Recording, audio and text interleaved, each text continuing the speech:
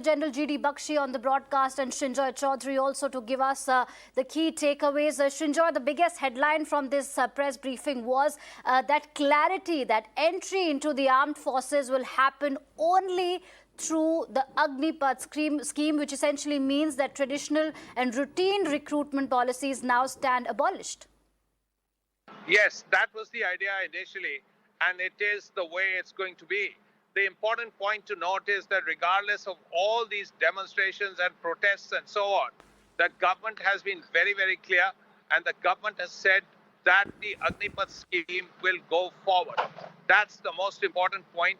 This is a decision that has been taken with full consent of the three chiefs of Army staff, Army, Navy, and Air Force staff. The armed forces totally support the Agnipath scheme. About that, there can be no doubt. And as I have mentioned even earlier, 2 or 3 days ago, the Agnipath scheme will be rolled out in a couple of days, in this case from Monday.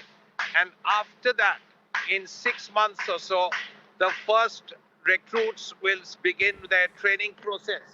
And after the training process, about 6 months, by the middle of 2023, the first Agnipath soldiers will join the armed forces. And they will not just be young men, they will also be young women. And it has to be said that the armed forces are looking at more tech-savvy and younger soldiers, because that is what the future of warfare is about. The future of warfare is not about elderly people. It is about young soldiers who are tech-savvy. And that is what the armed forces want, and that is what the government is giving to the armed forces.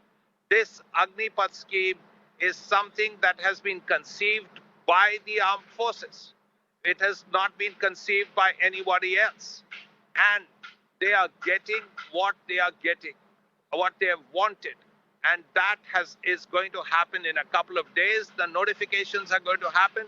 They will be on websites. And after they are on websites, in 6 months, the training will come. In between, of course, there will be the rallies in different parts of the country. And after those rallies, people will be chosen. They will join the Army, Navy, and Air Force. And 6 months after their training begins, they will join the armed forces. So regardless of the protests, regardless of the demonstrations, the armed forces are convinced that this is the right way to go. And if it's the right way to go to defend the country, that's how the people of India and their representatives, the government of India, will decide that, well, that's the way to go. All right. I'm also joined by Major General GD Bakshi on the broadcast. General Bakshi, thank you for making time and speaking to Mirror now. It is confirmed that entry into forces will happen through Agniveer only, because there were concerns that 4 years, the tenure is way too less, but the Army and the Centre has confirmed and clarified on this concern. What is your view on this, that the government has also said, the forces have also said that the aspirants will have to give it in writing that they did not indulge in violence, as discipline is the bedrock of our armed forces? You're absolutely dead right. We can't have people in the armed forces who burn trains, who kill people, who create riots. We don't need rioters. We need disciplined soldiers. That's what it is. So, quite obviously, the moment we do a police verification before you take people into the armed forces, and if there's any red ink entry on your this thing, any indiscipline, lawlessness, etc., period, you can't join. You can't dream of joining. So that's, I think, absolutely correct. I mean, whatever, yes, the veteran community, some of us did have some apprehension. The way to deal with those apprehension is to go and talk to our serving colleagues. We have done that. They have also given us their viewpoint. And I see that they are looking for a younger army, which was, from the Kargil Review Committee onwards, a stated objective. They also had the problem of, that the revenue budget was going up due to heavy increase in pensions and pay, salaries, etc. It was eating into your capital acquisition budget. That means we have an Air Force of, we need an Air Force of 40 squadron, 45 squadron. Today we are down to 30.